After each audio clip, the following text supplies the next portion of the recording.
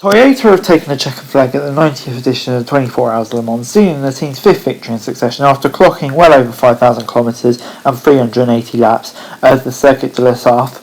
Victory for the car, #8, means Brendan Hartley and Sebastian Buemi collected their third and fourth Le Mans wins respectively, while teammate Ryo Hirakawa tasted success at the World's Endurance race for the first time. Having qualified on pole ahead of the 7 Toyota of Maria Lopez, Conway and Kamui Kobayashi, the two GR010 hybrid cars ease away from the rest of the hypercar field, quickly establishing any hopes that either of the Glickenhaus cars or the Sol Alpine A480 could challenge them for overall victory on pace alone. That left Toyota's rivals prone for drama, who still remembers that last lap heartbreak from 2016, but none came this year as they enjoyed a relatively trouble-free run. The only hiccup came approaching two-thirds distance as the 7 car stopped briefly on track with a hybrid system issue, although it managed to get back on the lead lap. The incident essentially decided the race, with the 709 Glickenhaus of Ryan Briscoe, Richard Westbrook and Frank Millex wrapping up the final podium place. Jotta's #38, driven by Antonio Felix Costa, Robert Gonzalez and Will Stevens, took a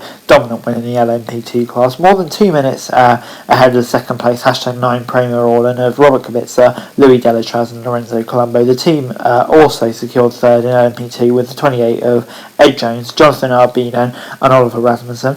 In the GTE Pro, Corvette had high hopes of victory, having locked out the front row in qualifying, but neither of the C8.R cars made it to the finish, having struck reliability issues. In the opposition, first the Team 63 entry was first to retire following suspension failure under the cover of the darkness. There was only a quarter of the race still to run, and the 64 car was inexplicably punted into the barriers on the Mulsanne straight by the AF course, #83 and the P2 car.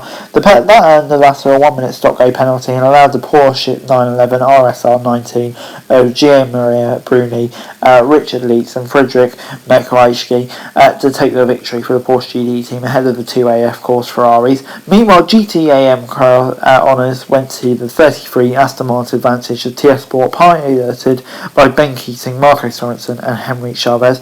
Further back, Michael Fassbinder, who made his Le Mans debut, had an eventful race in the 93 Proton competition. At one point overnight, the Axe found himself embedded into the tyre balls in an Indianapolis corner, albeit through no fault of his own, having been shunted into the gravel by the 61 AF course. Despite sustaining damage, Fassbinder managed to get his car going again, and a few minutes later, and his team eventually recovered to be provisionally classified of 51st out of 53 finishers. Le Mans never disappoints. I think it's time for people who watch the race to finally get some sleep. But yeah, that's just a review of this year's Le Mans. Anyway guys, that's the video. Thanks very much for watching. Remember to like, share, subscribe, don't stop to comment down below if you want to. Thank you so much for me for daily F1 news, and subscribe to my channel on screen, and that'd be greatly appreciated. Thanks very much for watching. Peace!